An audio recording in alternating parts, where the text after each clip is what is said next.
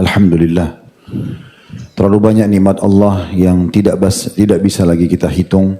Sebagaimana Allah kekalkan dalam firman-Nya, wa in ta'uddu ni'matallahi la tuhsuha. Kalau kalian ingin menghitung-hitung nikmat Allah, kalian tidak akan pernah mampu. Sudah banyak yang kita nikmati dan akan terus kita nikmati sampai salah seorang di antara kita menemui ajalnya. Dari makanan, minuman, pakaian, oksigen, air dan apa saja. Dan nikmat terbesar tidak henti-hentinya kami mengingatkan diri kami dan jemaah sekalian adalah nikmat Islam dan iman. Dan saya yakin kita semua berkumpul di salah satu rumah Allah ini, sholat berjamaah, maghrib dan sebentar juga isya insyaAllah, dan duduk dalam majelis ilmu. Salah satu tujuannya adalah memperkuat Islam dan iman kita. Dan pertahankan ini saudaraku seiman sampai ajal datang. Sebagaimana Allah mengatakan wa'bud rabbaka hatta ya'tiyakal yakin. Selalulah sembah dan tunduk kepada Tuhanmu sampai datang kepadamu kematian. Dan dalam ayat yang lain, wala tamutunna illa wa antum muslimun, dan jangan kalian meninggal dunia kecuali dalam keadaan Islam. Selanjutnya kita panjatkan salam hormat kita kepada satu-satunya manusia yang paling pantas untuk kita hormati di masa kita sekarang ini, bahkan sampai menjelang hari kiamat, dan akan menjadi pemimpin seluruh anak Adam di dunia dan di akhirat. Mengucapkan satu kali salam hormat kepadanya akan dibalas oleh Allah dengan 10 salam. Dan juga tentunya akan ada pemenuhan kebutuhan, ada pengampunan dosa dan sekian banyak keutamaan dari salam hormat kepada manusia terbaik ini. Dan tidak kalah penting adalah sebagai balas jasa kita setelah beliau menghabiskan 23 tahun dari masa hidupnya semua untuk agama ini. Tidak asing buat kita 13 tahun di Mekah, semuanya dengan hinaan, cacian, bahkan puncaknya diusir dari kampung halaman di Mekah. Dan 10 tahun di Madinah penyempurnaan agama sehingga sampailah kepada kita dan kita bisa jadikan sebagai pegangan hidup.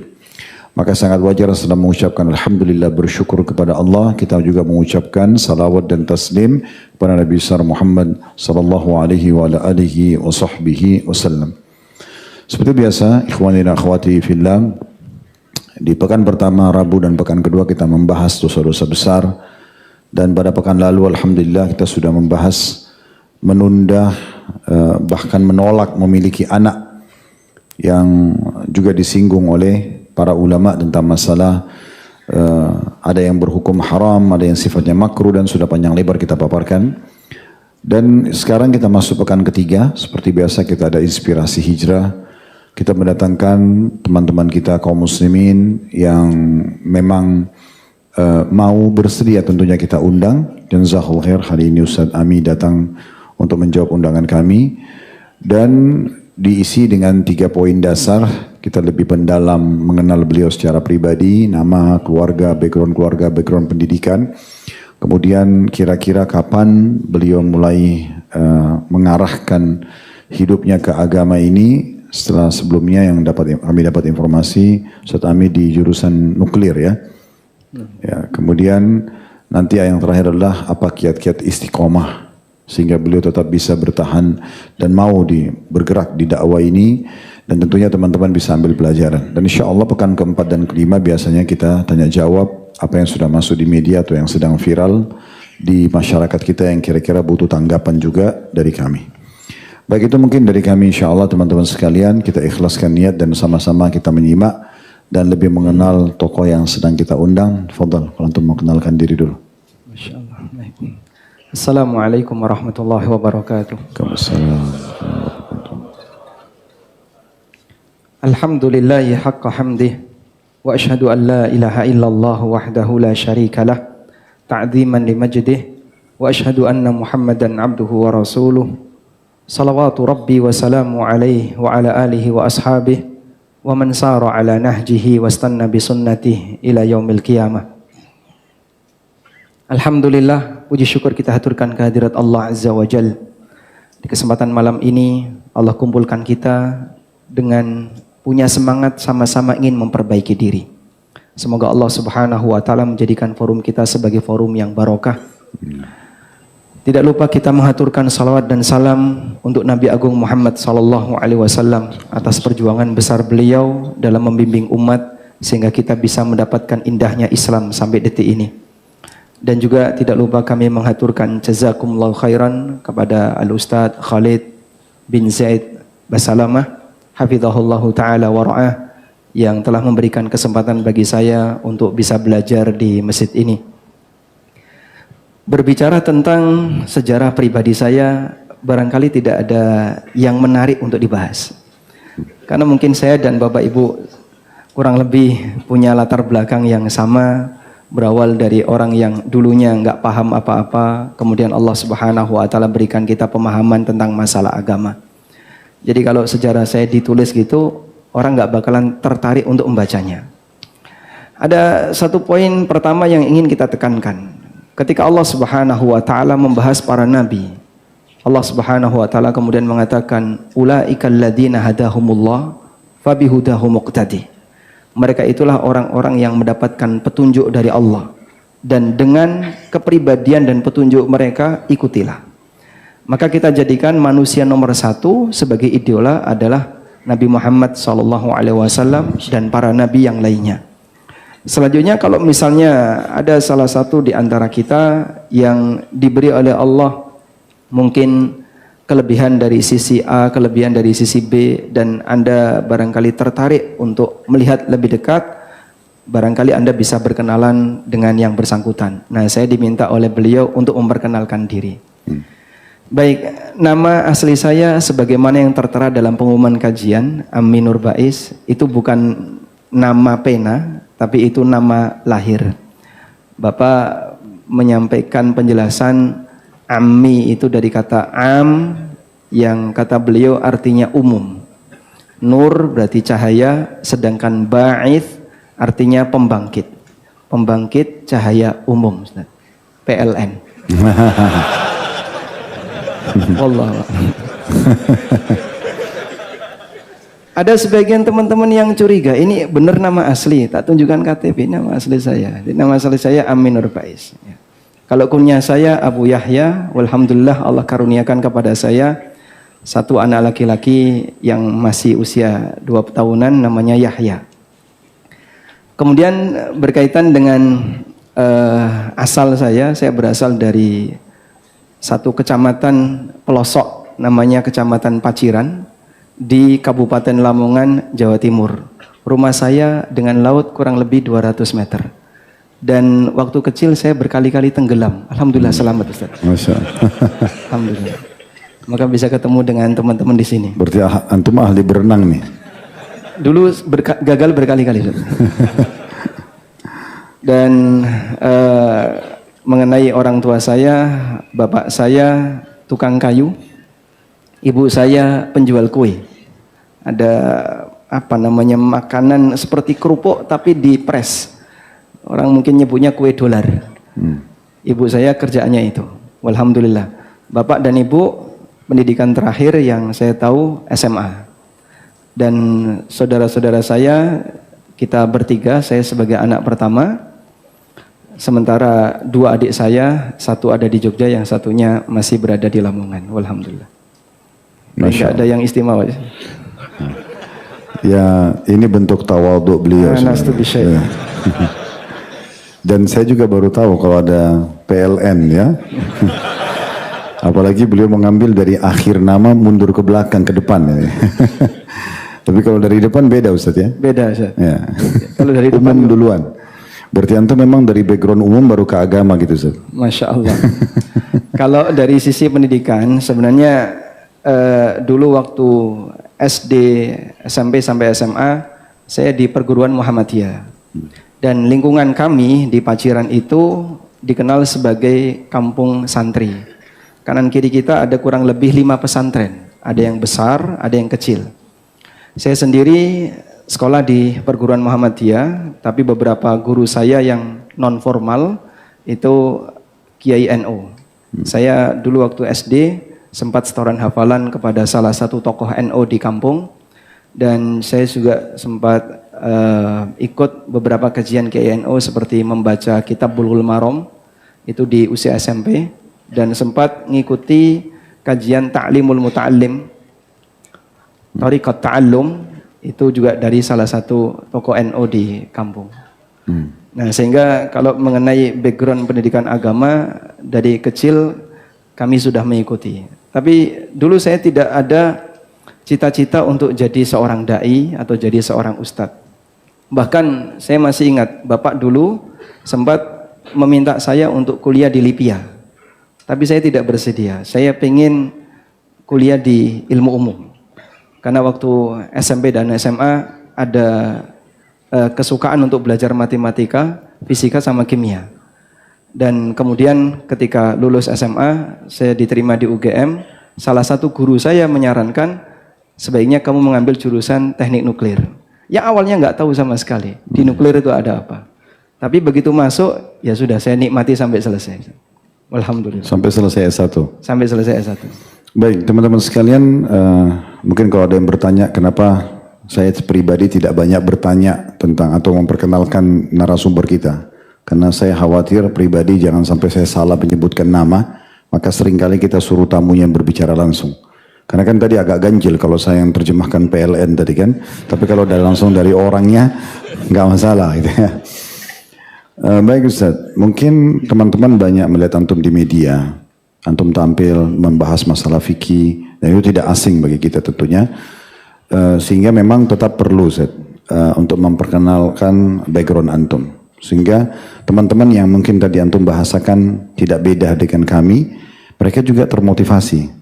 Tujuannya inspirasi hijrah itu adalah bagaimana memotivasi teman-teman yang mungkin orang tuanya bukan background agama. Kalau tadi antum bilang beliau bergerak di bisnis kue misalnya, walaupun kecil-kecilan, atau tadinya hidup di lingkungan pendidikan umum. Semua itu dibutuhkan untuk ditahu Ustaz, supaya orang tidak berpikir semua Ustaz itu memang dari kecil sudah di pesantren. Ternyata tidak di pesantren pun, tamat selesai S1 jurusan umum pun belum terlambat untuk bisa belajar agama. Itu kurang lebih gambarannya Ustaz. Baik, jadi waktu saya kuliah saya belum bisa membaca kitab gundul. Namun waktu itu saya tinggal di sebuah pondok. Nah, pondok ini gratis Ustaz. Tidak jauh dari kampus, dan saya niatnya ingin membantu orang tua biar tidak menjadi beban beliau untuk biaya tempat tinggal. Di pondok itu gratis, bisa makan gratis dan seterusnya. Akhirnya saya berusaha untuk bertahan tinggal di pondok itu. Nah, pondok ini pendidikan utamanya adalah menghafal Quran, dan ada satu program khusus untuk mahasiswa yang waktu itu diselenggarakan oleh Al-Ustadz Aris Munandar, hafizahullah. Beliau mengajarkan kami, dan waktu itu sama-sama mahasiswa, cuman beliau lebih senior. Beliau mengajarkan kami kumpulin para mahasiswa yang lain untuk kajian setiap malam dari mulai jam 8 sampai jam 10. Itu tiap hari tanpa libur. Dan itu ujian yang paling berat. Jadi di tengah kajian pulpen jatuh, kitab jatuh itu biasa Ustaz. Karena saking ngantuknya. Saking ngantuknya. Banyak sekali teman-teman yang ketika ikut daftar bareng saya yang mereka nggak sanggup terus keluar dari pondok itu. Pada waktu saya ikut kajian itu nggak ngerti sama sekali. Jadi cuman buka buku, buka kitab bahasa Arab, kemudian beliau menerjemahkan perkata, saya ikuti terjemahan perkata itu, tapi saya ketika disuruh baca saya nggak bisa. Sampai akhirnya kurang lebih di semester yang ketiga, berarti kurang lebih 1,5 tahun, barulah Allah Subhanahu wa Ta'ala memberikan kemudahan bagi saya untuk bisa mengikutinya. Dan sejak saat itu saya bisa membaca kitab gundul. Kebiasaan saya, ini kitab bahasa Arab, ini kamus, namanya kamus Mahmud Yunus, yang tipis itu ya. Sehingga saya selalu membuka kamus kalau melihat ada kata yang saya nggak paham. Saya tulis satu kata demi kata terjemahannya. Pembiasaan-pembiasaan seperti itu akhirnya menambah kosakata dan mufradat yang saya miliki. Alhamdulillah dari situlah kemudian sedikit terbantu ketika ketemu kata-kata yang semisal.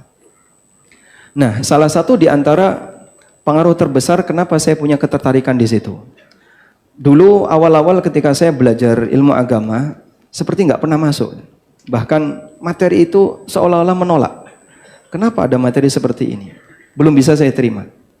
Sampai satu ketika pada saat waktu istirahat setelah kajian, jadi kurang lebih jam 10 malam itu, rak sebelah saya itu punya teman, rak buku. Di situ ada satu buku yang isinya membahas tentang tata cara sholat. Saya sebenarnya tidak sengaja untuk pinjam buku itu, cuman saya tertarik melihat judulnya, tata cara sholat kok ada yang tebel kayak gini. Karena biasanya yang saya jumpai tata cara sholat yang tipis-tipis. Akhirnya saya pinjam buku itu. Saya baca dan saya merasa baru pertama kali ini saya melihat ada buku yang menjelaskan tentang tata cara sholat lengkap dengan dalil. Gerakan A disebutkan dalilnya, bacaan B disebutkan dalilnya, bacaan C disebutkan dalilnya, dan penulis kadang menyebutkan ada sekian versi dalil, ada sekian versi bacaan. Sejak saat itu saya punya ketertarikan untuk ingin memperbarui sholat saya. Karena ada banyak hal baru yang belum pernah saya jumpai. Dan salah satu faktornya adalah kita makin yakin dengan adanya dalil yang disebutkan oleh penulis.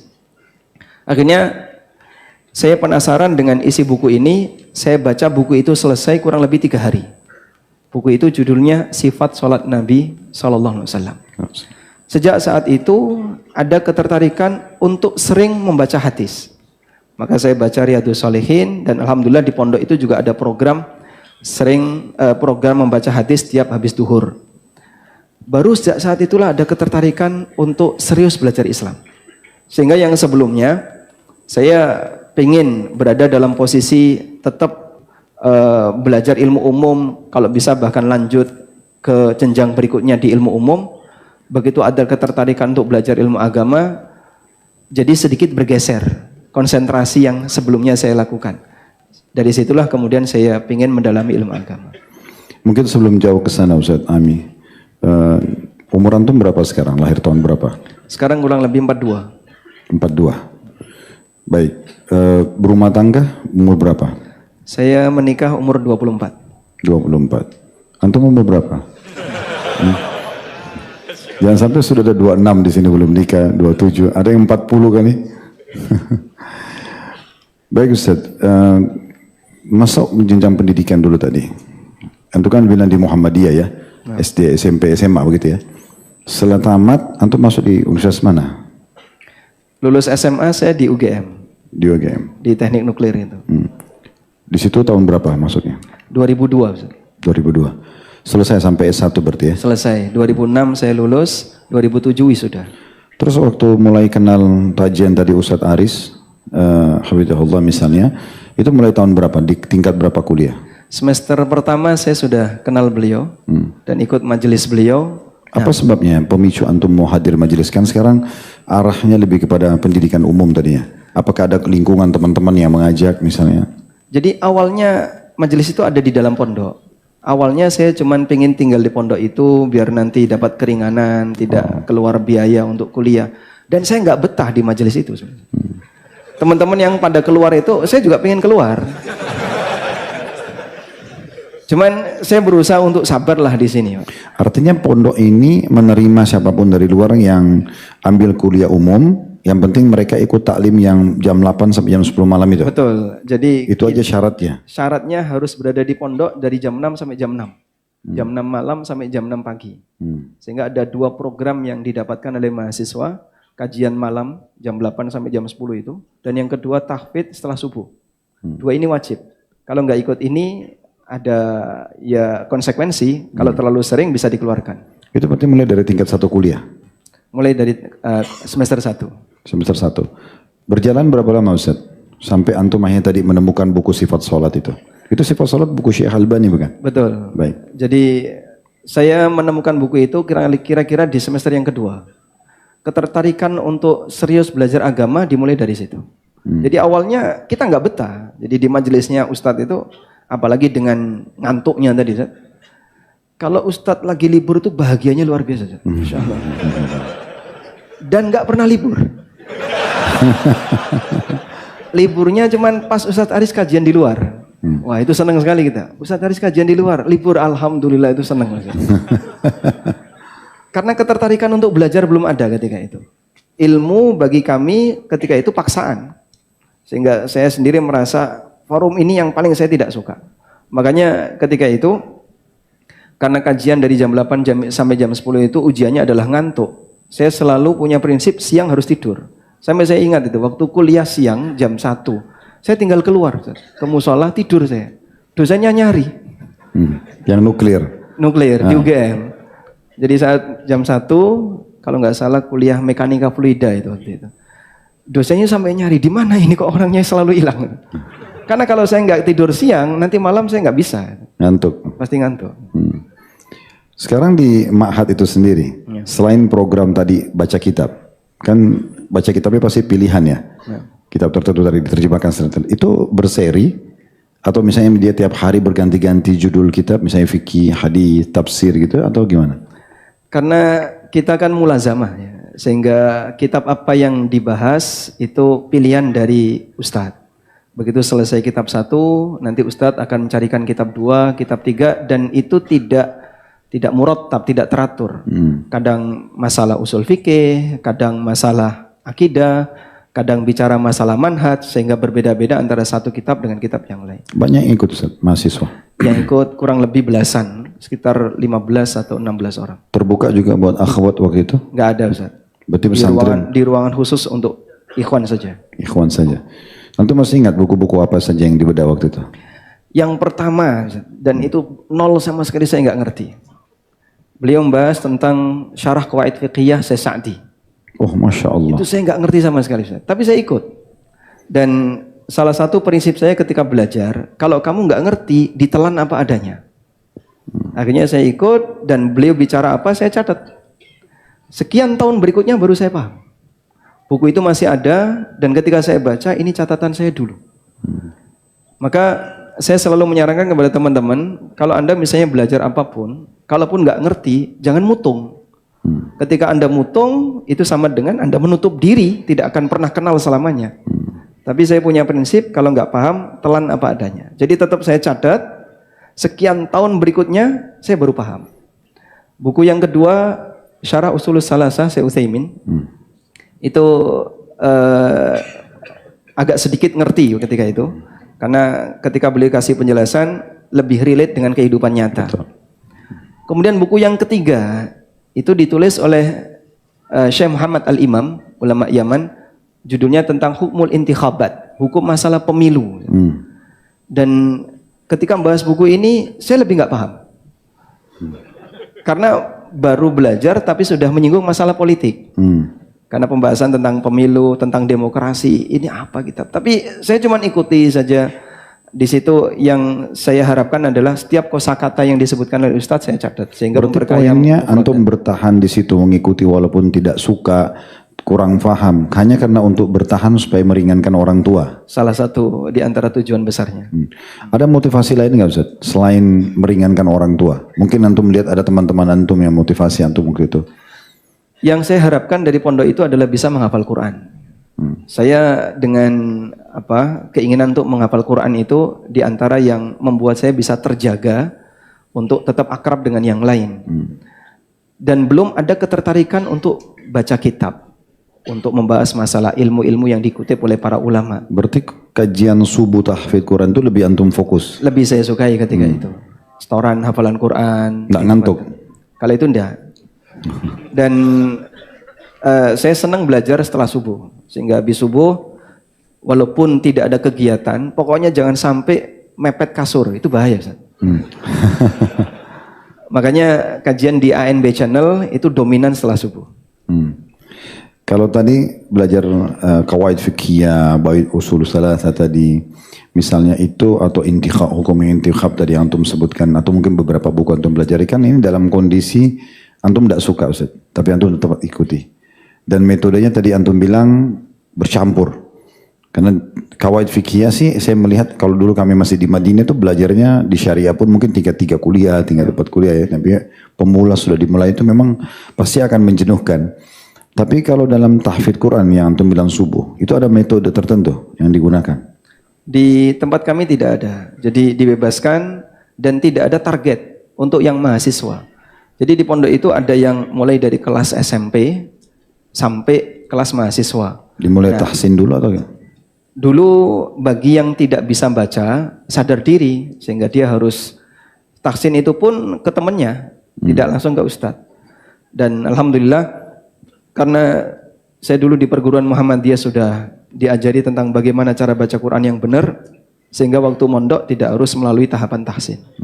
Jadi sudah langsung tahfidnya? Sudah langsung tahfidz. Antum terus menghafal berapa lama sehingga menyelesaikan? Sepanjang kuliah Jadi kekuatan menghafal bertahan sampai sebelum menikah, Ustaz. Itulah salah satu di antara resiko menikah. Dan alhamdulillah kesibukan karena tidak ada, sehingga waktu-waktu kosong ya banyak kita gunakan untuk murojaah. Artinya proses dari 2002 tadi, awal semester itu sudah mulai hafal Quran sampai selesai kuliah? Sampai selesai kuliah. Selesai hafalnya? Enggak sampai. Oh, belum saya selesai. kurang lebih dapat 8 juz. Oh, alhamdulillah. Dan saya menyesal kenapa tidak sampai selesai. Masih ada Salah satu waktu di antara sekarang. yang betul sekali, cita-cita saya yang belum tercapai adalah menghafal Quran. Saya ingin sekali bisa menghafal satu Quran. Biasanya memotivasi orang kalau niatnya seperti itu, buka ma'had tahfidz. Nah, Karena mau nggak mau akhirnya sering ke situ. ikut-ikutan menghafal. Ikut-ikutan. Baik. Terus kemudian antum sudah mulai menghafal sampai tamat tuh kuliah. Ini di tingkat 2 kuliah tadi kan mulai tertarik dengan baca-baca kitab tuh. Betul. Jadi terus berjalan sampai prosesi menikah. Alhamdulillah, begitu saya ada ketertarikan untuk belajar, barulah bisa menikmati kajian. Jadi yang awalnya merasa, ya boleh disebut tersiksa, nggak nyaman. Jadi setiap kali kajian tuh berkali-kali lihat jam. Kapan jam 10? Kapan jam 10? Sementara jamnya ada di belakang saya. Jadi ustadznya di depan lihat jam, kita kalau lihat jam kan nggak boleh, Ustaz. Kalau berkali-kali lihat jam nanti akan disinggung sama beliau. Dan baru bisa menikmati di semester yang ketiga. Nah, ketika saya sudah bisa menikmati di saat itulah seperti kita menyantap makanan. Kajian mendapatkan ilmu yang baru, Masya Allah. Kayak orang makan, Ustaz. Merasakan kelezatan ilmu. Sebelumnya tidak sama sekali. Dan itulah pengaruh dari hidayah bagi saya. Berarti penyebab utamanya pemicu karena baca sifat sholat tadi. Betul sekali. Hanya karena bacaan itu saja. Saya mungkin bisa sebut karena itu, Ustaz. Dan ternyata yang punya pengalaman seperti ini ada banyak. Termasuk diantaranya Syekh Abu Ishaq Al-Huwaini rahimahullah. Itu kan pemicunya karena membaca buku sifat sholat Nabi SAW. Makanya mungkin teman-teman juga bisa merasakan. Ketika Anda punya ketertarikan untuk belajar sholat lebih serius, Allah Subhanahu wa Ta'ala bukakan hidayah untuk yang lain. Dan betul apa yang disabdakan Nabi SAW, amal yang pertama dihisap adalah salat. Ketika baik, seluruh amal itu baik. Ternyata penjelasannya ada di sini. Jadi saat kita punya ketertarikan untuk memperbaiki salat, Allah kasih hidayah kita untuk memperbaiki amal yang lain. Makanya hisap salat baik, amal yang lain jadi ikutan baik. Jadi kalau antum mau mengambil kesimpulan dulu sebelum kita lanjut, berarti background keluarga, walaupun bukan dasarnya agama, background juga anak-anak walaupun bukan dasarnya dari pesantren secara khusus gitu ya, tapi tetap bisa saja terbentuk terarah menuju ke agama. Pelajaran yang kedua yang bisa diambil tadi, bagaimana pesan beliau sebenarnya tidak mau tidak mau membebankan orang tua. Saya sih menangkap kesimpulan Ustaz, kemungkinan besar dari situ ada keberkahan yang membuat akhirnya antum jadi tertarik untuk melanjutkan kitab tadi. Karena niat baik tetap ada ya untuk tidak membebankan orang tua. Karena kalau tidak mungkin antum bisa lari seperti teman-teman tadi. Jadi teman-teman kalau lagi belajar mungkin ada saatnya kita hadir di pengajian, tidak semua bisa kita tangkap. Tidak semua juga kita bisa amalkan apa yang kita dengar. Mungkin setelah sekian kali kita hadir baru kita tertarik. Berapa banyak orang di antara kita sebuah hadis diamalkan setelah 10 kali dia dengar. Setelah 20 kali dia dengar. Maka jangan berhenti untuk itu. Karena bisa saja kita tersentuhnya kita tidak tahu hidayah itu datang kapan. Ya kan? Kemudian juga yang ketiga, lihat lingkungan. Kalau tadi ada kegiatan-kegiatan bagi teman-teman yang bergerak di jurusan umum, di kampus-kampus, cobalah aktif ya di pengajian-pengajian yang ada. Karena mungkin orang tua antum menuntut antum untuk masuk jurusan umum, antum pun memang suka misalnya di situ. Tapi kalau kita lihat dari kehidupan Ustadz Ami dan sebelumnya juga Ustadz Muhammad Abdul Taufik Al-Habibahumullah, semuanya itu kan sama ya. Karena jurusan umum kuliah, tapi dari sisi lain juga tetap menuntut ilmu agama. Nah ini hal yang penting yang harus digarisbawahi. Saya ingat dulu ke tahun 1998 dulu, pertama sekali kami balik dari Madinah, itu di kota Makassar ngisi di beberapa kampus. Di Unhas, di UMI, di kampus-kampus di kota Makassar. Saya melihat sebenarnya yang menggerakkan kajian-kajian mahasiswa itu memang sebagian orang saja. Yang memang punya kepedulian. Sehingga mereka mengundang ustadz-ustadz datang, lalu dipanggillah mahasiswa. Berapa banyak orang yang datang hanya karena mau tahu aja awalnya. Atau diajak sama temannya. Tapi karena dia merasa nyaman setelah ikut kajian, akhirnya dia continue. Nah ini cuma butuh segelintir orang saja yang bergerak. Jadi jangan tunggu kalau di kampus antum tidak ada orang yang bergerak, lalu antum diam. Nah, antum coba mengajak teman-teman yang ada kepedulian agama, lalu membentuk itu. Ya, alhamdulillah kalau tadi ada Ustadz Aris buat pesantren di dekat kampus beliau di UGM. Tapi kalau tidak ada maka kita bisa membentuk itu. Saya ingat salah satu sepupu saya, beliau tinggal di Australia. Itu dia sekolahnya non muslim. Tapi pada saat dia lihat di sekolah itu ada beberapa orang muslim dan dia mau butuh sholat, dia coba lobby pihak sekolahnya. Dia coba lobby kalau bisa mendatangkan orang yang bisa mengisi kajian dan akhirnya diizinkan. Ternyata ini hanya sekedar kepedulian dan Allah melihat itu, Allah menilai itu. Nah selanjutnya tadi sebab hidayah dari buku ya, ini salah satu poin yang penting teman-teman sekalian. Saya melihat Allahu alam hadiah yang paling besar yang kita kasih kepada orang itu ilmu. Lebih baik daripada antum hanya sekedar memberikan makanan, minuman, pakaian, itu juga boleh. Daripada hadiah-hadiah yang kita berikan, tapi memberikan buku ini mahal sekali. Saya ingat dulu di kota Makassar, Ustaz Ami, ada salah satu dosen dari Ummul Qura. Beliau dapat tugas menjadi dosen terbang dari Saudi. Saya kenal baik beliau, ada 2 orang, satu dari Mekah, satu dari Hail. Nah, salah satunya ini, dia bernama Ali, kita panggilnya Syekh Ali waktu itu. Dia punya satu tradisi yang menarik. Nah, di kota Makassar tuh, setiap dia keluar sama istrinya, pergi ke mall, belanja bulanan, atau dia keluarlah menuju ke kampus kalau dia mau ngajar, dia tidak pernah lepas bawa buku saku. Orang sana biasa bilang kutaibat, tapi bahasa Indonesia.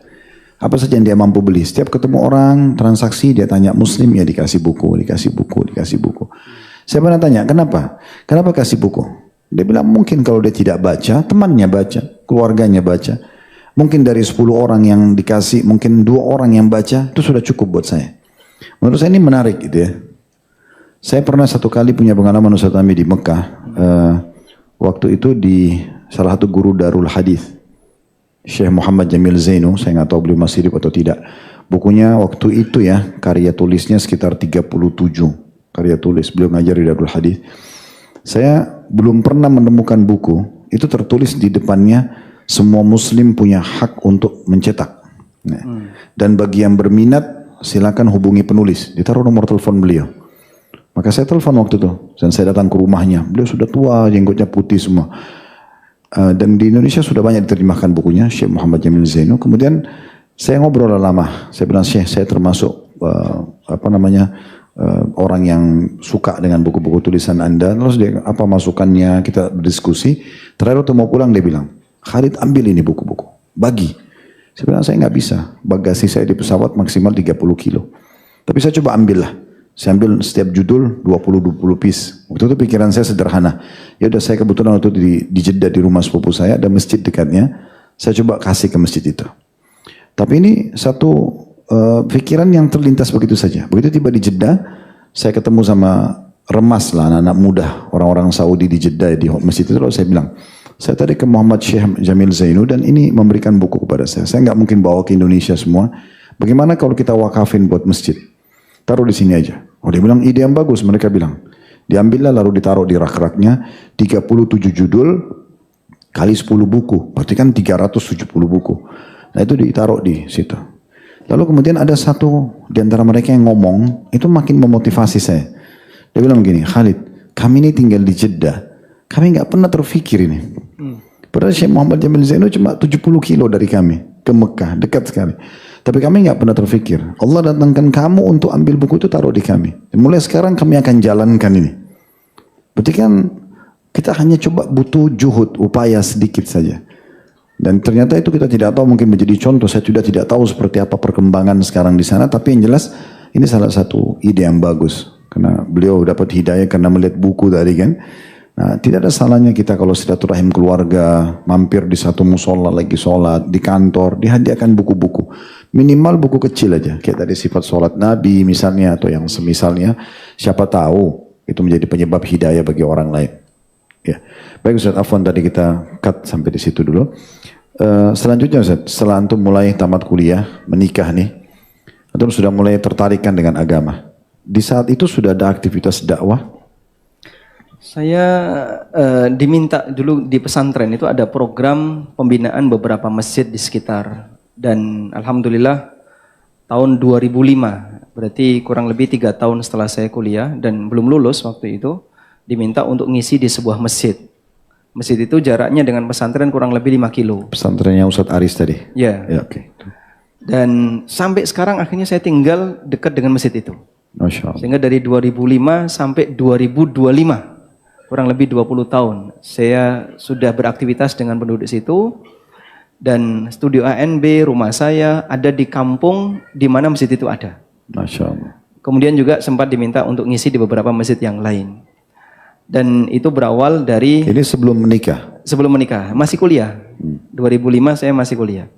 Dan itu berawal dari beberapa asatidah yang dulu sempat ngisi di sana, kemudian mereka lanjut kuliah ke Timur Tengah. Akhirnya ketika kosong saya yang diminta untuk ganti. Setelah itu tahun 2005, 2000 berapa nih menikahnya nih? 2006 saya lulus UGM. Nah, 2006 sampai 2008. Saya nikah di tahun 2008. 2006 sampai 2008. Sama gadis Lamongan juga? Bukan, Ustaz. Oh, bukan. Dari luar? Dari Klaten. Oh, Masya Allah. Timurnya Jogja. 2006 sampai 2008 saya kerja setelah lulus dari kampus, kerja di laboratorium di kampus itu, lab analisis radioaktivitas.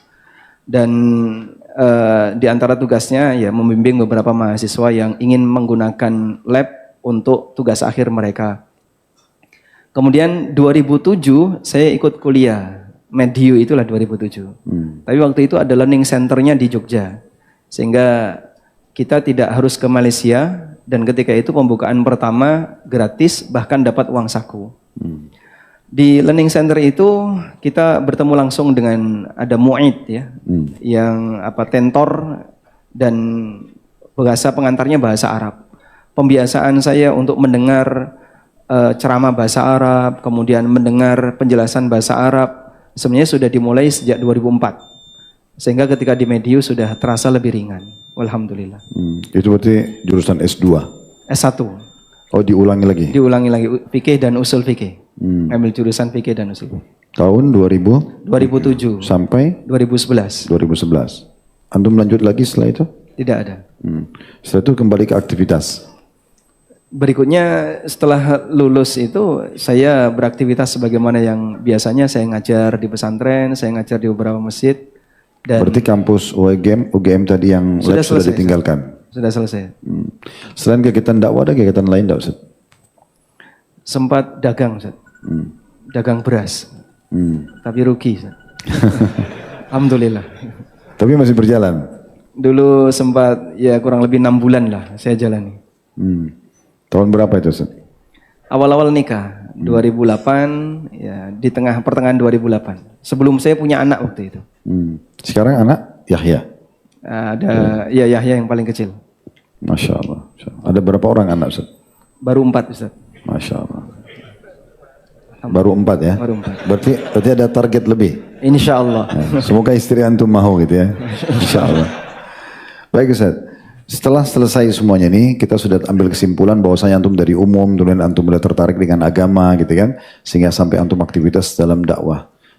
Untuk mempertahankan sekarang apa yang antum ketahui dari ilmu agama, sampai antum buat media gitu kan, dan tampil untuk menyampaikan kepada masyarakat dan umat Islam, apa yang mendorong antum ini, memotivasi supaya antum mau melakukan itu, sehingga kalau kita bahasakan mungkin lebih kepada istiqomahnya. Ini masuk waktu Isya, apa kita adzan dulu atau gimana? Kita lanjut sebentar. Lanjut sebentar. Baik. Kalau bicara tentang latar belakang dan motivasi kenapa saya bertahan di dunia dakwah ini, barangkali kurang lebih sama seperti dai pada umumnya, Ustaz. Ya, kita ingin menyebarkan apa yang kita tahu. Mudah-mudahan bisa mengambil peran sebagaimana yang dilakukan oleh orang-orang soleh masa silam. Karena kita tahu ilmu ini adalah anugerah. Makanya Allah Subhanahu wa taala setelah menyebutkan namanya Ar-Rahman, Allah Subhanahu wa taala menyebutkan di ayat yang kedua, 'allamal Qur'an, baru khalaqal insan. Ar-Rahman 'allamal Qur'an khalaqal insan. Dan itu artinya bahwa nikmat pendidikan Al-Qur'an lebih tinggi dibandingkan nikmat khalqiyah, nikmat penciptaan. Sehingga antara fisik kita dengan agama kita itu lebih penting agama. Sampai pada tingkatan seperti itu. Karena itu Allah dahulukan nikmat mengajarkan Al-Quran sebelum Allah menyebutkan nikmat penciptaan manusia. Nah, saya berharap sekali sebagaimana motivasi yang diberikan Nabi SAW. Mu'allimunan nasal khaira. Orang yang mengajarkan kebaikan bagi orang lain. Yastaghfiru man fis samawati wal ard hatta al-hitan fil bahr. Akan dimintakan ampun oleh semua makhluk yang ada di langit dan di bumi sampai ikan yang ada di lautan. Sehingga kalau seperti ini kita tidak ikut mengambil bagian, kita tidak berperan, kesempatan ini nggak ada. Maka sekecil apapun yang kira-kira itu bisa bermanfaat bagi orang lain, kita ingin sampaikan. Dan Nabi SAW ajarkan, la tahkiranna minal ma'rufi syai'a. Jangan kau remehkan kebaikan sekecil apapun. Sehingga kalaupun misalnya menyampaikan tentang tata cara sholat, mungkin orang bilang, cuman kayak gitu saja. Kayak gitu saja mungkin bagi kamu, tapi bagi mereka yang mungkin sama sekali belum pernah ngerti, ini hal yang berharga. Berikan kebaikan bagi orang lain walaupun hanya dengan nge-share atau berbagi hal penting di grup-grup WA atau di grup-grup yang lainnya agar orang bisa mendapatkan kebaikan itu. Menjaga stabilitas ilmiah, ilmu yang antum sudah miliki, dan juga menjaga stabilitas iman dan amal saleh ini, apa yang antum susun program? Ada program antum susun harian misalnya? Kayak antum atur jadwal murajaah Qur'annya, antum atur mungkin untuk talaqi juga dengan beberapa masyayikh atau apalah ya? Ya, tidak ada sesuatu yang istimewa di diri saya ya dibandingkan dengan ulama-ulama kibar dan para asatidah yang mereka menggeluti bidang ilmiah lebih dalam. Cuman saya tertarik dengan biografinya Imam An-Nawawi. Imam Nawawi itu dikatakan oleh para ulama wa kana ta'siluhu tasnifan. Imam Nawawi itu belajarnya sambil menulis. Nah, metode itulah yang saya gunakan.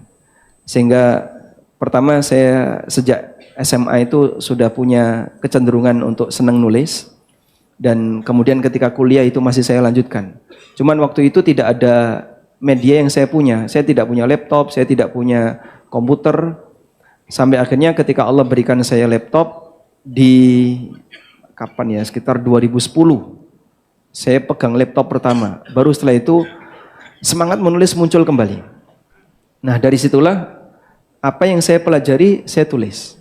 Dari tulisan itu sebagian kita sebarkan di web, dulu kami taruh di web konsultasi syariah, kemudian sebagian saya kumpulkan sehingga jadi buku, sehingga kami punya keinginan untuk banyak nulis buku. Itu sebenarnya sebatas mewadahi apa yang sudah kita baca. Hasil apa yang saya baca itulah yang saya kutipkan di buku tersebut. Dengan antum memberikan taklik tertentu atau?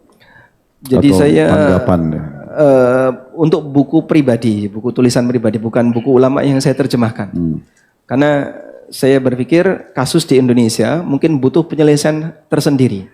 Makanya di beberapa buku yang saya tulis, seperti buku tentang riba, buku tentang halal haram, bisnis online, fikih ASN, kemudian tentang pasar muslim, dunia makelar, kemudian juga tentang ada orang utang, itu lebih bersifat kasus di lapangan, kemudian hasil saya baca yang saya pahami, jadilah sebuah buku. Berarti antum sekarang menyusun buku pada tema-tema tertentu yang Lebih kira-kira lebih realistis di lapangan gitu. Iya, lebih banyak berkaitan dengan masalah muamalah. Berarti bukan semua apa yang tadi misalnya antum dapat, dengarkan dulu, kemudian antum langsung nukil. Kalau fawaid-fawaid seperti itu sifatnya buku catatan. Sementara yang kami terbitkan yang kira-kira dibutuhkan oleh masyarakat. Ya, berarti yang kita ambil kesimpulannya, salah satu kiat untuk istiqomahnya adalah justru terus mengajarkan ilmu itu dan dipakai metode yang dipakai oleh Imam Nawawi. Jadi belajar sambil menulis gitu ya. Dan itu juga penting ya. Cuma teman-teman jangan juga didominasi oleh tulisan tapi tidak memahaminya. Ya, al-ilmu fis suduri la fis sutur. Ilmu itu yang dalam hati dan bukan di tulisan, tapi tulisan itu pelengkapnya. Nah, mungkin kalau Ustadz Ami sudah menyatukan keduanya, alhamdulillah gitu ya. Dan Dan kita doakan Ustaz, semoga insya Allah antum bisa istiqomah selalu, terus bermanfaat bagi umat, antum bisa terbitkan banyak buku-buku karena muamalah ini kan terus berkembang. Makin banyak jenis-jenis transaksi yang muncul dan makin banyak butuh penjelasan dengan retorika yang baik, dengan tenang mempelajarinya, dan juga coba mengutip dan menyatukan pendapat-pendapat ulama. Ini penting sekali. Jazakallah khair, sudah banyak memberikan manfaat dan mudah-mudahan antum istiqomah insyaallah. Amin. Baik, tafadhal. Kalau ada yang pertanyaan masuk. Oke. Seperti biasa ya, nanti kita azan langsung iqamah. Ya. Oke, bismillah. Mungkin kita batasi 3 pertanyaan saja, Ustaz. Pertanyaan pertama, Assalamualaikum Ustaz, izin bertanya. Waalaikumsalam. Maaf sebelumnya, saya merupakan seorang pemabuk. Saya suka keluar malam dan pulang pagi karena pekerjaan juga. Saya sudah berhenti dari dunia malam 1 bulan yang lalu dan ini kajian pertama saya karena diajak oleh teman kuliah. Apakah Allah akan mengampuni saya? Apakah kesempatan itu akan datang untuk saya? Bagaimana jika saya dicemooh oleh rekan-rekan kerja? Wassalamualaikum Ustaz. Kami mau jawab? Fadhal Ustaz. Ya. Pertama sekali, selamat bergabung. Ya, penanya ini saya tidak tahu di mana posisinya, tapi selamat bergabung di majelis ilmu kami, dan masjid serta majelis ini selalu terbuka orang-orang seperti Anda. Majelis kita ini bukan khusus untuk orang yang sudah lama hijrah. Semua orang bisa hadir, muslimin bisa hadir, bisa bertanya, ya, dan juga mendalami. Dan Anda bersyukur kepada Allah Subhanahu wa taala karena Allah memberikan Anda teman yang mau mengajak Anda. Saya yakin, saya pribadi sekarang saya merasa ada, walaupun kita cuma diskusi tentang masalah pribadi Ustaz Ami misalnya, tetapi ada hal-hal yang kita rasakan dari majelis itu. Ketenangan jiwa, rahmat Allah SWT turun, itu memang ada, ya. Nah, ketenangan ini susah untuk dibeli, ya. Tidak ada nilainya. Kebagian orang mencari ketenangan mungkin dengan tadi malam, diskotik, musik dengan begitu besar. Dan kadang-kadang syaitan menghiasi seakan-akan itu indah buat dia. Padahal sebenarnya sulit, berbicara sama orang pun sulit karena ributnya gitu ya, kondisi dan keadaan. Mabuk juga kita jadi tidak tahu apa yang harus kita kerjakan di esok harinya. Dan tidak lepas, biasanya saudara-saudaranya itu berantem, perzinahan. Sebagaimana majelis ilmu begini, itu saudaranya jelas gitu ya. Kita lebih termotivasi untuk ibadah, kita mendapatkan teman-teman yang baik, ya, seperti itu. Maka selamat datang tentunya bergabung, dan ini sangat terbuka buat Anda. Kalau pertanyaan tadi apakah Allah akan mengampuni, tentu saja. Allah, kata Nabi SAW, akan mengampuni dosa seorang hamba, bahkan menerima taubatnya selama belum ruhnya sampai ke kerongkongannya, gitu kan? Dan sangat terbuka. Dalam hadis lain sebelum matahari terbit dari barat, ya. Jadi sangat terbuka. Dan bergembiralah dengan sabda Nabi SAW, sesungguhnya Allah itu sangat gembira dengan taubat hamba-hambanya, lebih gembira daripada seseorang di antara kalian membawa semua bekalnya di atas tunggangannya atau untahnya, kemudian dia datang ke satu padang sahara yang tidak bertuan, dan dia tidur di bawah sebuah pohon, lalu hilanglah unta tersebut dengan semua bekalnya. Pada saat dia bangun, dia cari dan tidak ketemu, dan dia sudah putus asa, dia pun berkata, saya akan kembali ke pohon yang tadi untuk tidur lagi, semoga saja saya sudah mati, tidak bangun. Pada saat dia terbangun, kata Nabi SAW, dia temukan untah dan bekalnya, sehingga dia bisa melanjutkan estafet kehidupan. Maka bagaimana gembiranya dia? Allah Azza wa Jalla lebih gembira dengan taubat hamba-hambanya. Allah tidak ingin kita masuk neraka, Allah mau kita masuk ke dalam surga. Oleh karena itu Allah membukakan pintu taubat. Saya pernah menyusun sebuah tema khutbah Jumat di serial Iman, judulnya Taubat. Saya di awal pembukaan saya mengatakan ini betul-betul bonus dari Allah Subhanahu wa taala yang Allah berikan kepada kita. Andai saja Allah tidak buka pintu taubat, sekali kita berdosa langsung dihukum, itu luar biasa. Siapa di antara kita yang bisa luput dari hukuman Allah? Tapi karena Allah buka pintu taubat ini, siapa yang mau kembali, Allah gembira, Allah berikan peluang, maka itu satu hal yang luar biasa. Oleh karena itu Allah akan terima taubat Anda akan penuhi, tinggal memenuhi syarat Imam Nawawi rahimahullah, yaitu meninggalkan dosa itu, dosa apapun yang kita kerjakan kita tinggalkan. Yang kedua menyesali, dan ketiga berjanji sama Allah tidak akan mengulanginya. Terakhir mungkin kalau masalah cemooh, teman-teman tidak usah dipedulikan. Apapun orang mau katakan, selama kita berada di jalan yang benar, tidak usah peduli. Itu pasti ada. Dicemooh, kamu alim ya sekarang, kamu sok ini, kamu sok itu, tidak apa-apa. Ya saya baru tahu. Saya susun tablik akbar khusus judulnya Iya, inilah aku sekarang. Itu 2,5 jam kami tablik akbar di Makassar membahas, dan ini tentang masalah keutamaan taubat dan harusnya kita tidak peduli lagi dengan kondisi dan perkataan orang-orang kalau kita sudah hijrah dan bertaubat. Dan memang itu jawabannya. Kalau orang mengatakan kamu berubah ya sekarang, iya. Inilah aku sekarang. Gitu kan? Memang kita berubah. Karena kalau tidak, sampai kapan itu? Kematian depan mata dan akan menyambut kita. Dan akan ada pertanggungjawaban semuanya. Maka harus berhenti. Semua teman-teman kita yang buruk itu hanya maksimal mungkin setengah jam di kuburan. Gak akan lebih dari itu. Dia akan temani kita ke kuburan, besok dia pergi, pulang dengan aktivitasnya. Kita sendirian di kuburan. Dan kata Nabi SAW, kalau anak Adam meninggal, ikut di kuburan 3 hal. Keluarganya, hartanya, dan amalnya. Dan akan pulang 2 hal.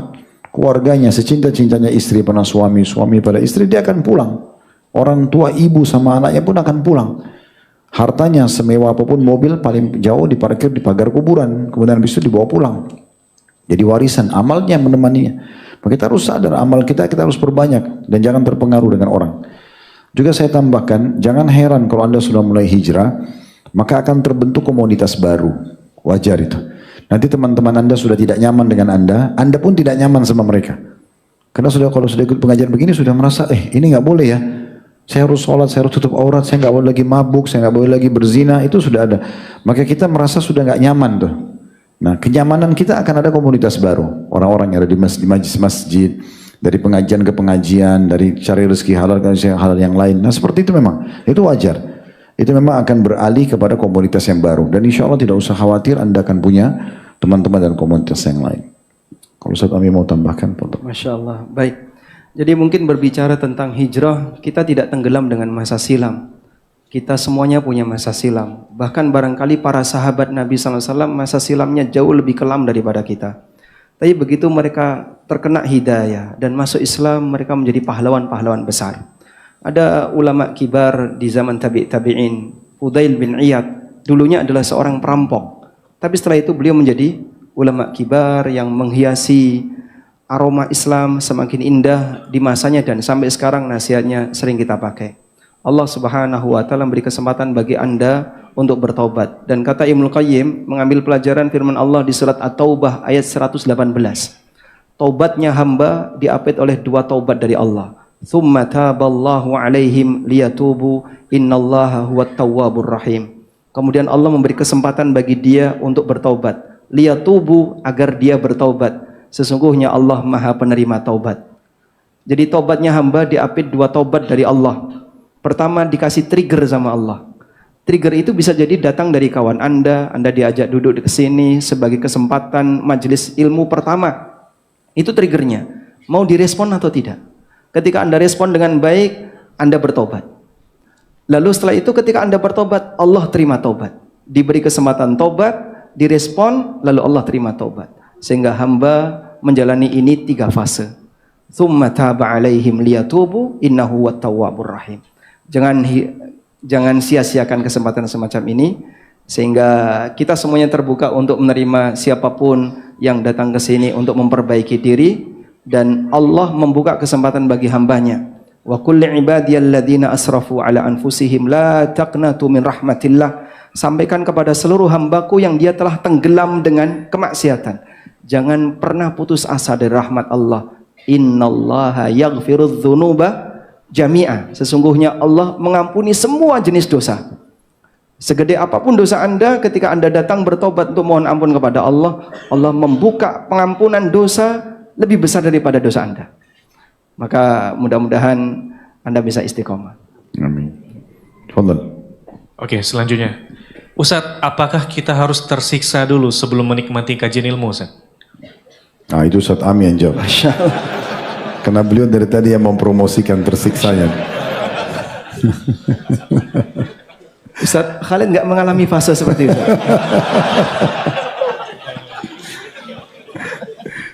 Tapi antum yang dari tadi bicara, tapi tidak apa-apa, itu bicara. Baik, kalau ada keharusan seperti itu tidak harus. Ada sebagian di antara teman-teman yang lingkungannya sudah mendukung dengan baik, sehingga dari kecil dia diarahkan untuk senang ilmu, senang untuk kajian. Bahkan ada banyak sekali anak-anak ya yang sekarang cita-citanya pengen jadi ustadz, cita-citanya pengen jadi dai. Dia menghafal Quran terasa sangat ringan. Bahkan dia kalau sehari tidak menghafal Quran itu mungkin nggak nyaman. Itu dari kecil, dari anak-anak SD. Walhamdulillah, atas bimbingan orang tuanya. Tapi setidaknya seperti ini. Jadi kalaupun kita sebagai orang tua yang usia sudah 40-an ke atas, 50-an ke atas, saya kalau mau berubah serius agar bisa menonjol di bidang ilmu, di bidang dakwah, apakah masih mungkin?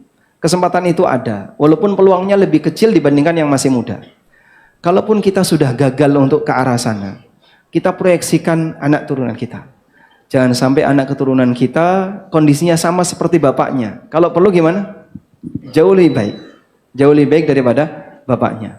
Sehingga alhamdulillah anak-anak keturunan teman-teman ahlu sunnah sudah mulai dekat dengan Al-Quran sejak usia SD, sejak usia SMP. Padahal dulu bapaknya SMA belum bisa baca. Bahkan kuliah belum bisa baca. Tapi anaknya sudah pandai membaca, bahkan sudah punya banyak hafalan di saat usia SD.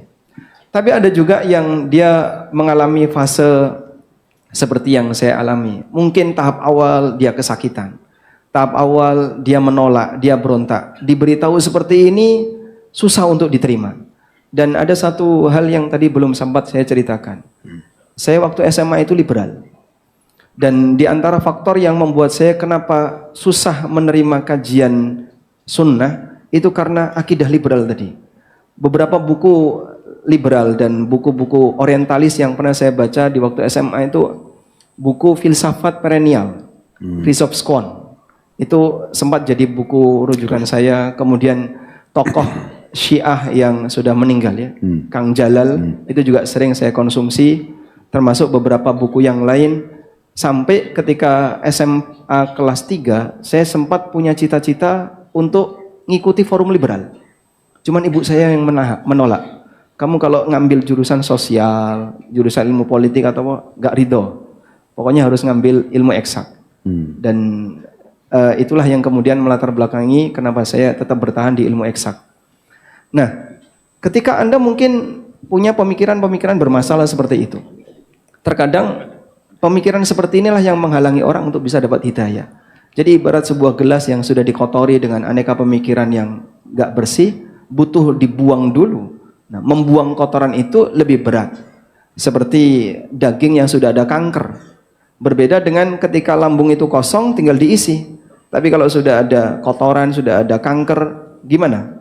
Harus dioperasi dulu baru bisa diisi. Proses pembersihan itulah yang membuat saya jadi berat untuk menerima kajian-kajian sunnah tadi. Jadi kalau dari saya jawaban buat penanya tadi, kalau saya melihat tidak harus, mirip sama jawaban Ustaz Ami tadi ya.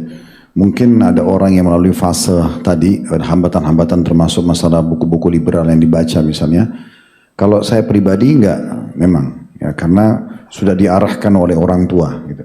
Jadi diarahkan untuk agama, ke agama, selalu begitu. Saya pun menanamkan ke anak-anak saya sekarang begitu. Jadi semuanya saya arahkan ke agama. Bagi saya dengan belajar agama ini, walaupun dari awal kayak Ustaz Amit tadi sempat singgung, kita masih berat, atau pemahaman kita dari 100% itu masih 40-50%, masih banyak yang kita lalaikan, tapi karena terus saja, kita seperti tidak ada opsi lain, nah akhirnya kita jadi mau tidak mau terpengaruh. Dan Alhamdulillah waktu itu, di antara teman-teman mahasiswa Indonesia yang diterima SMA di Madinah, di antaranya kami, saya dengan beberapa teman-teman, mungkin hanya ada 5 atau 7 orang. Setelahnya nggak ada lagi yang diterima, langsung masuk kuliah. Jadi memang fase SMA-nya juga sudah dihabisin di sana. Cuma saya pernah melalui Ustaz Ami satu fase, mungkin banyak jemaah yang tidak tahu juga. Saya tidak pernah ceritakan, cuma waktu saya selesai SMA-nya tahun 93, gitu ya, saya sempat terfikir waktu itu di Madinah, tinggal masuk ke kuliah. Dan saya waktu itu gemar sekali ingin masuk kuliah hadis atau kuliah dakwah. Dan Alhamdulillah saya masuk dakwah akhirnya. Saya sempat terfikir untuk kuliah umum.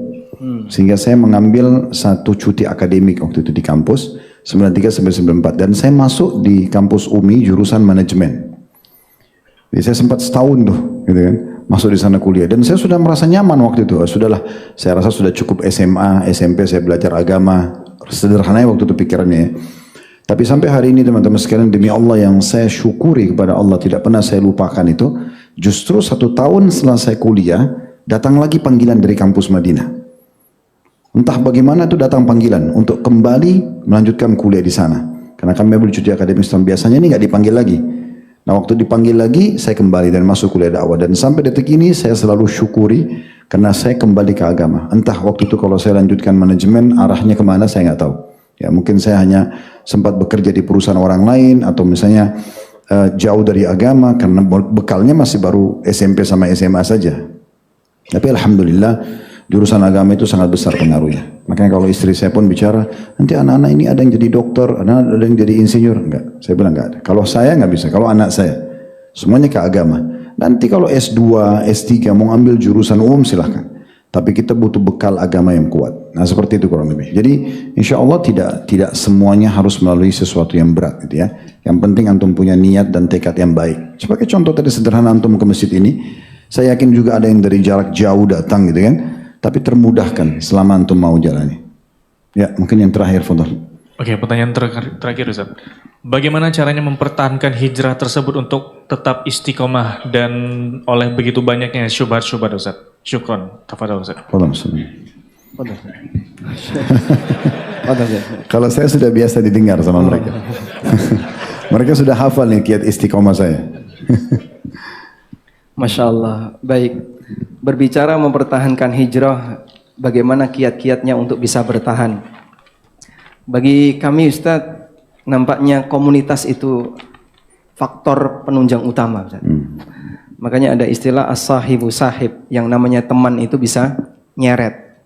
Dan saya kira kenapa kita bisa bertahan dengan baik, diantaranya adalah komunitas. Karena itulah dalam syariat kita diperintahkan untuk menjaga sholat 5 waktu secara berjamaah, kemudian aktif mengikuti forum-forum kajian, karena di komunitas yang baik inilah kita bisa bertahan. Allah Subhanahu wa taala ketika mengutus Nabi Musa alaihissalatu wassalam, beliau kan meminta kepada Allah untuk apa? Agar Nabi Harun diutus oleh Allah Subhanahu wa taala. Saat Allah Subhanahu wa taala meminta kepada Musa untuk jadi nabi, Nabi Musa mengatakan, waj'alhu waziran min ahli Harun akhi ushdud bihi azri wa ashrikhu fi amri kay nusabbihaka katsira wa nadhkuraka katsira.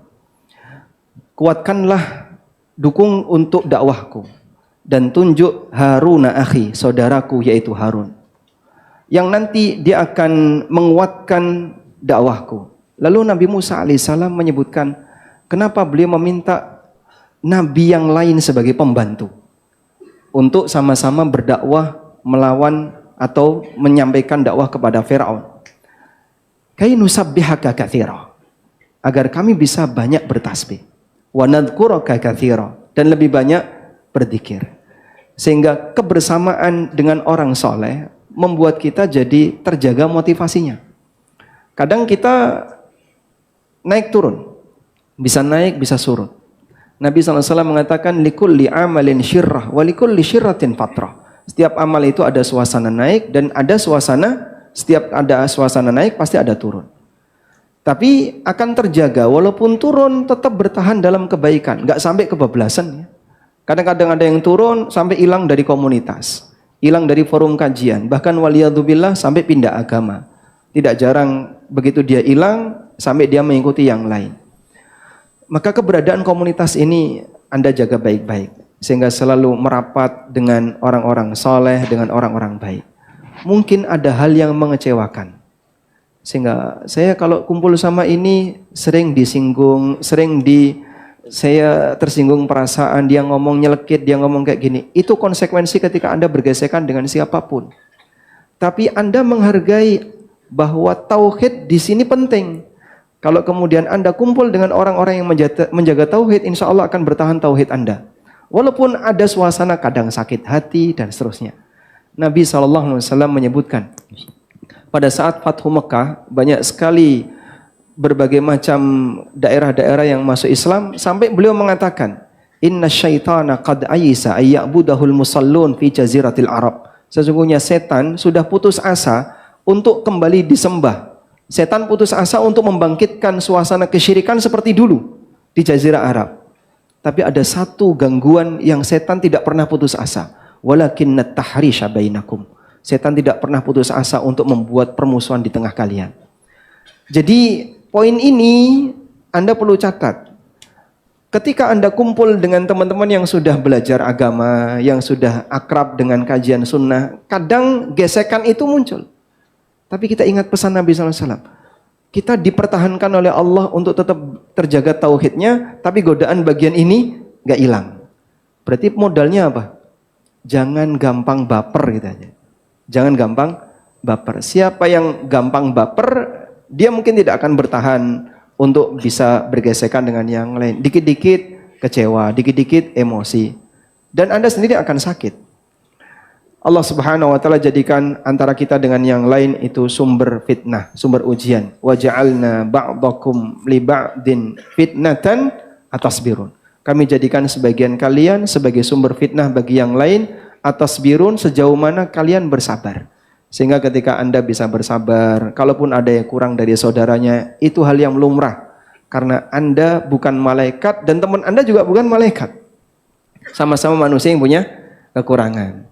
Sehingga tetap selalu bertahan dalam komunitas dan sabar ketika ada kekurangan yang dialami oleh temannya. Itu sebagai saran ya. Mungkin Ustadz ada koreksi dan tambahan. Mungkin sebagai bukan koreksi. Barakallahu fiik. Jadi kalau dari saya sering sampaikan di majelis kita, cuma saya ingatkan kembali dari saya kiat istiqomahnya 4. Yang pertama itu ilmu, majelis ilmu.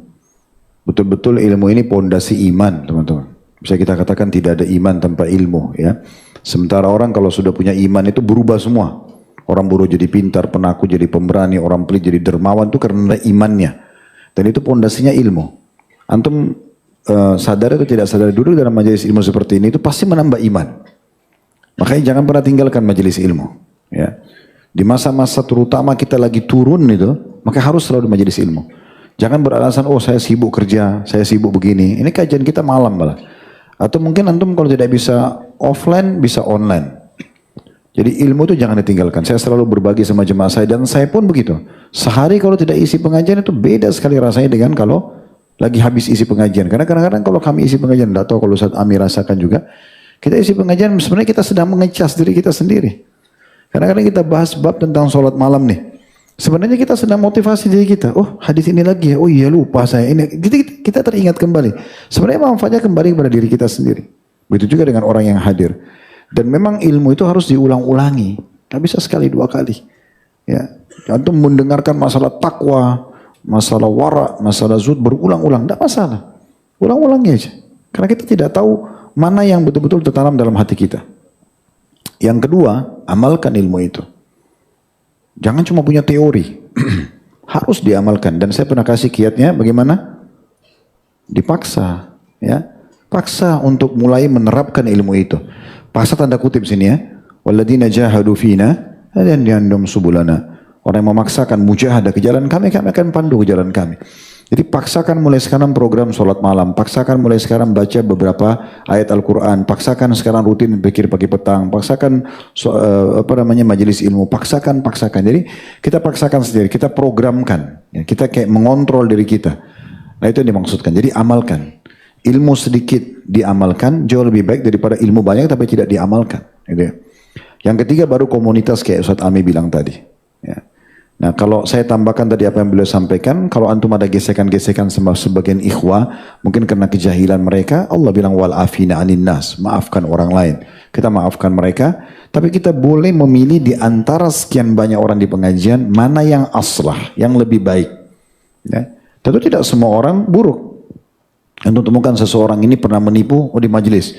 Jangan antum pukul rata, di Blok M itu saya pernah ketemu ada ikhwah atau akhwat penipu. Itu dia pribadi. Gak boleh dipukul rata semuanya. Itu. Jadi jangan kita karena satu orang ini lalu kita rusak komunitas kita. Tapi dia begitu belum tentu yang lainnya. Pasti yang lain ada yang lebih baik daripada itu. Karena saya pernah dengar beberapa ikhwah kita cerita gitu ya. Di Blok M itu Ustaz, tolong Ustaz nasihatin. Kadang-kadang di tempat akhwatnya, tempat ikhwahnya datang ke kajian tapi masih gosip. Ya. Tapi masih ini dan itu. Bahkan ada yang mengeluh sama saya ditipu dengan ikhwah yang kalau kajian di saf awal, dan nyatat terus, tapi dia menipu. Nah itu dia individu. Dan ujian sedang datang kepada antum. Gitu kan. Ya udah kita tinggal nyari orang-orang yang lebih baik. Gitu kan. Kemudian yang keempat, yang terakhir jadi ilmu, kemudian amalkan, kemudian komunitas, dan yang terakhir adalah berdoa. Ini tidak kalah penting. Harus berdoa. Ya, kata Nabi SAW, kalau orang sudah mulai mengumpulkan harta dunia, ya, maka faknizu, kalian harusnya justru menjaga hadhil kalimat, kalimat-kalimat. Allahumma inni as'aluka tsabata fil amr. Ya Allah, aku minta agar aku bisa kokoh dan istiqomah dalam perkara agama ini. Kita selalu baca, ya. Dan banyak doa-doa yang lain yang bisa kita baca. Allahumma habibna ila iman. Ya Allah, cintakanlah iman dalam hati kami. Wa zayyinu fi qulubina, hiaskan dalam hati kami. Wa karrih ilaina al-kufra wal fusuqa wal isyan. Buatlah kami benci terhadap kekufuran, perbuatan keji, dosa dan pembangkangan. Itu diantaranya. Jadi kita coba membaca, dan doa yang masyhur, ya musarrifal qulub, sarrif qulubana ala ta'atik atau ala dinik, dalam beberapa riwayat. Nabi SAW sering ulang ini, yang membolak-bolakkan hati, ya Allah bolakkanlah hati kami atau arahkan hati kami kepada agamamu. Kata salah satu ummahatil mukminin, ya Rasulullah, seringkali kami dengar Anda baca doa ini. Maksudnya apa yang Anda khawatirkan? Anda ini siapa? Maka kata Nabi SAW, wahai Aisyah, waktu itu pada Aisyah, dan ada juga riwayat lain, kalau seingat saya ada Ummu Salamah radhiyallahu anhunna ajma'in. Maka kata Nabi SAW, sesungguhnya hai Aisyah, hati manusia itu ada di jari jemari sang pengasih Allah, dia bola-balikan sesuai yang dia inginkan. Maka tetap kita minta. Makanya dalam Al-Fatihah kita selalu baca ihdinas siratal mustaqim, tunjukkan kami jalan yang lurus. Itu selalu kita ucapkan, minta doa kepada Allah Subhanahu wa taala. Baik teman-teman sekalian, jazakallah khair Ustaz Ami. Semoga Allah ikhlaskan niat kita semuanya dan teman-teman yang hadir, dan Allah berikan manfaat dari pertemuan kita ini. Kalau benar dari Allah, maka silakan diambil dan diamalkan. Kalau ada salah dari kami, tentunya kami mohon maaf dan istighfar kepada Allah Subhanahu wa taala. Subhanakallahumma bihamdika asyhadu an la ilaha illa anta astaghfiruka wa atubu ilaik. Wassalamualaikum warahmatullahi wabarakatuh. Waalaikumsalam warahmatullahi wabarakatuh.